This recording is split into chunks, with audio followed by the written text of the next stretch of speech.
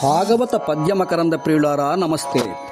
శ్రీమన్నారాయణుని నామసుధారసపానంతో తన్మయుడయ్యున్న ప్రహ్లాదుని నిస్తేజునిగా నుంచి హిరణ్యకశిపుడు వారిని చదివించనించి శుక్రాచార్యుని కుమారుడైన చండామార్కులను రావించి వారి వెంట గురుకులమునకు పంపిన తదుపరి కొన్నాళ్లకు తన కుమారుని పురోగతిని చూడగోరిన హిరణ్యకశిపుడు రాజభటులచే పిలిపించుకొని కుమారునితో వాత్సల్యంతో ఇలా అంటున్నాడు: అనుదిన సంతోషణములు జనిత శ్రమ తాప దుఃఖ సంశోషణములు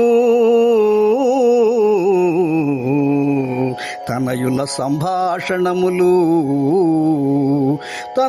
సంభాషణములు జనకులకు కర్ణయుగళ సద్భూషణములు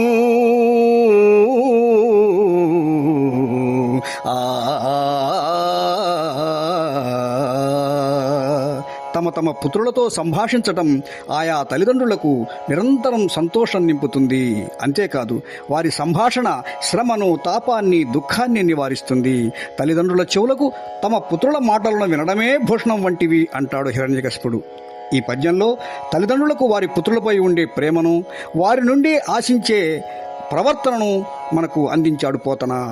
కుమారా, ఇంతవరకు నీవు ఏమి చదివితివి అని ప్రశ్నించిన తండ్రితో ప్రహ్లాదుడు ఇలా అంటున్నాడు: ఎల్ల శరీరధారులకు ఇళ్లను చీకటి నూతి లోపలంద్రెళ్ళక వీరు నేమను మతి భ్రమణంబున భిన్నులై ప్రవర్తిల్లక సర్వమున్ అతని దివ్య కళామయమౌచు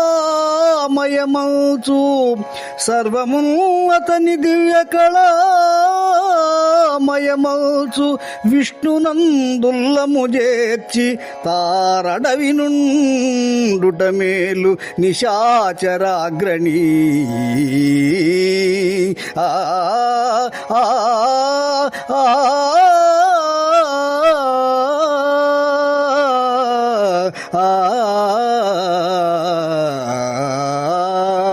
ఓ రాజా, మానవులందరూ వారి వారి ఇల్లు అనే చీకటి నూతిలో పడిపోకుండా మీరు మేము అనే భేదభావంతో అఖండతత్వ భావాన్ని విడచి ప్రవర్తించక ఈ సమస్త ప్రపంచం ఆ పరమాత్ముని దివ్యమైన కళావిలాసమే అనే సత్యాన్ని గుర్తించి విష్ణువులో తమ మనస్సులను లగ్నం చేసి అడవులలో ఏకాంతంగా జీవించటం మేలు అంటాడు ప్రహ్లాదుడు.